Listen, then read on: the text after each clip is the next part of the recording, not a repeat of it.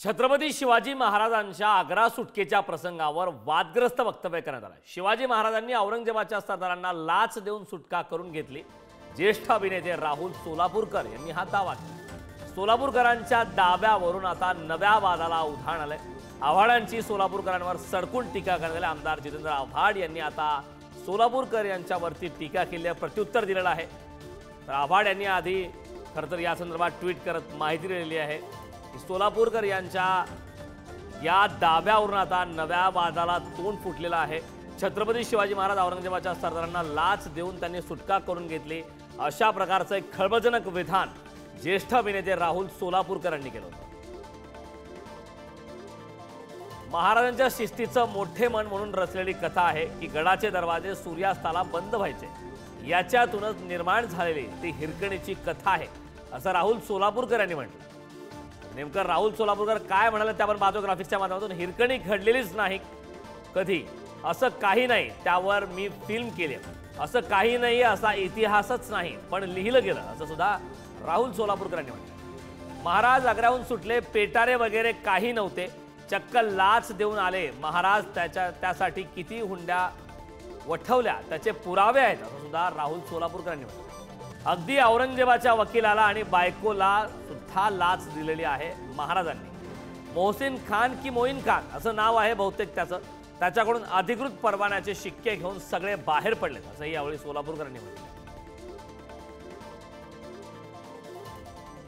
राहुल सोलापूरकर यांच्या या खळबळजनक वक्तव्यानंतर आता कोण आणि औरंगजेबाला लाच देणार असं ते सांगतात। अरे औरंगजेबाकडे सगळ्या अख्ख्या देशाचं राज्य होतं, त्याला कोण काय लाच देऊ शकतो? काहीतरी आपलं वाटेल ते विधानं करतायत।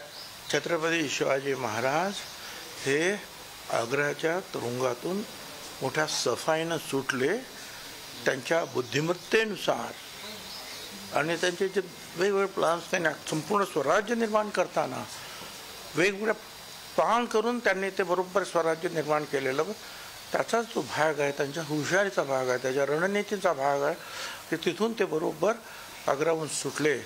आणि जर तुम्ही म्हणता तसे जर ते सुटले असते काय तर ते काय आणि संभाजी महाराज काय दोघे आपल्या घोड्यावरून जे आरामात आले असते, पण त्यांनी संभाजी महाराजांना सुद्धा काशीला कुठेतरी सोडून दिलं, कुणाच्या तरी ताब्यात दिलं। एकटे एका मार्गाने ते महाराज पुढे आले आणि रायगडावर ज्या वेळा महाराज आले त्यावेळेला जिजामाता विचारतात की शंभूराजे कुठे आहेत काय, आणि त्यांच्या डोळ्यात पाणी येतं। हा इतिहास आहे आणि आता इतिहास तुम्ही आम्ही बदलणारे कोण?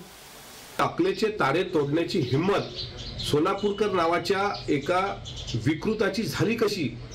महाराष्ट्र सरकारला, विशेषतः महाराष्ट्राचे मुख्यमंत्री देवेंद्र फडणवीसजी, महाराष्ट्राचे दोन्ही उपमुख्यमंत्री आदरणीय एकनाथराव शिंदे साहेब, आदरणीय अजितदादा, त्याचप्रमाणे महाराष्ट्राचे सांस्कृतिक मंत्री आशिष शेलारजी, आपल्याला विनंती आहे की या नराधमावर देशद्रोहासारखा गुन्हा दाखल होण्याकरता आपण निर्देश द्यावेत। छत्रपती शिवाजी महाराजांच्या इतिहासाशी जर अशी प्रतारणा वारंवार होत असेल, म्हणजे आपटे गेला का सोलापूरकर उठतो आणि परत एखादी विकृती जन्माला येते, ह्या विकृतीला वेळीच आळा घालावा। महाराष्ट्र सरकारने अशा नराधमांना पाठीशी घालू नये।